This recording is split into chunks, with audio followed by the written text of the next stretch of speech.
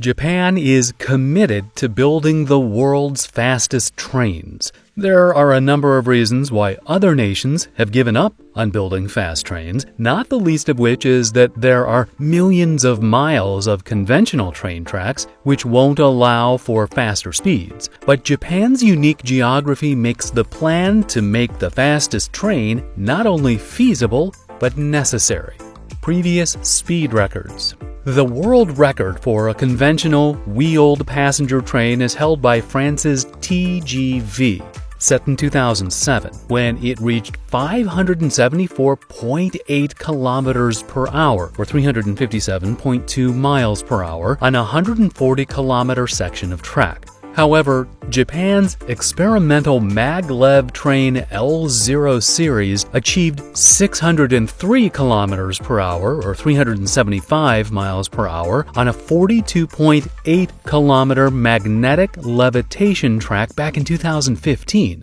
The record for the fastest magnetic train in the world currently belongs to the Shanghai maglev train from China, clocking in at 267 miles per hour. However, the Japanese magnetic levitation train has broken its own world speed record, hitting 603 kilometers per hour, 374 miles per hour, in a test run near Mount Fuji. Maglev trains use electrically charged magnets to lift and move carriages above the rail tracks. However, passengers will not get to experience the maglev's record-breaking speeds because the company said its trains will operate at a maximum of 505 kilometers per hour. In comparison, the fastest operating speed of a Japanese Shinkansen or bullet train is 320 kilometers per hour. How it works. About 200 train enthusiasts gathered along the route to witness the first test run of the SC Maglev L0 series Shinkansen. The faster the train runs, the more stable it becomes. I think the quality of the train ride has improved, said JR Central's head of research, Yasukazu Endo. Maglev, which stands for magnetic levitation, is a system of train transportation that uses two sets of magnets, one set to repel and push the train up off the track, and another set to move the elevated train ahead, taking advantage of the lack of friction.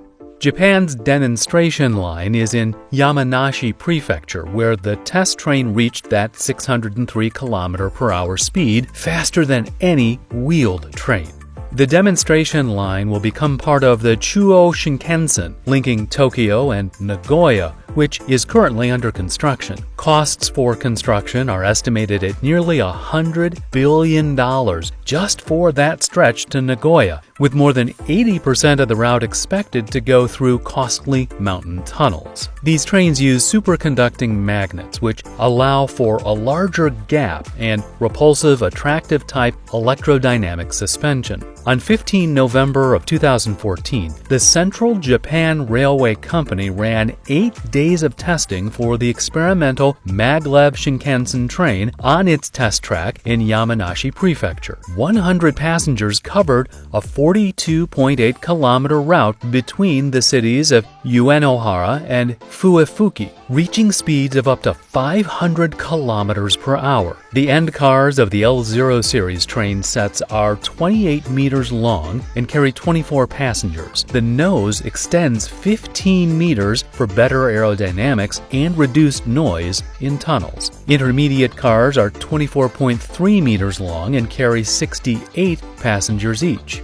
Each row is 4 seats wide, one less than JR Central Shinkansen trains. The cars are more box-shaped than earlier models, which allows for more interior space. The train doesn't require a driver, but it does have a camera at the front of both ends of cars in order to allow for remote operation in case the automated systems fail. The camera is more apparent on the revised end cars introduced from 2020. It's moved to a higher position and increased in size. The superconducting magnets in the bogies are built by Toshiba and Mitsubishi Electric. The cars are built by Nippon Sharyo and Mitsubishi Heavy Industries, also having built some in the past. Mitsubishi Heavy Industries stopped producing cars in 2017 after car manufacturing cost disagreements with JR Central and the space jet's spiraling development cost. The bogies are arranged in a Jacobs bogie configuration. Over the 50-plus year history of Japanese high-speed bullet trains carrying over 10 billion passengers, there has been not a single passenger fatality or injury on board due to train accidents. Starting with the Tokaido Shinkansen, 515.4 kilometers, in 1964, the network has expanded to currently consist of 2,764.6 kilometers of lines with maximum speeds of 240 to 320 kilometers per hour, 283.5 kilometers of mini Shinkansen lines with a maximum speed of 130 kilometers per hour, and 10.3 kilometers of spur lines with Shinkansen services. The network presently links most major cities on the islands of Honshu and Kyushu and Hakodate on the northern island of Hokkaido, with an extension to Sapporo under construction and scheduled to commence in March of 2031. The maximum operating speed is 320 kilometers per hour on a 387.5 kilometer section of the Toku Shinkansen. Arguments against building high-speed trains. The principal argument against building maglev trains in the rest of the world has to do with cost. The fact that conventional train tracks become useless for these super trains and new tracks have to be built makes the investment of magnetic trains extremely high compared to the financial benefit they'll create for the governments or private agencies which are involved in their construction. Now, this isn't the case for Japan, which is in dire need of a new rail system to supplement its already existing bullet trains and accommodate the constantly increasing number of users. Most of the trains in Japan are already filled beyond capacity during peak hours, even though they arrive at each station every 3 minutes on average, and the growth of their principal cities guarantees that the already existing service will not be sufficient. The most practical reason to build new maglev tracks is that the already existing bullet rail systems connecting all Japanese cities are built over territories that are prone to earthquakes.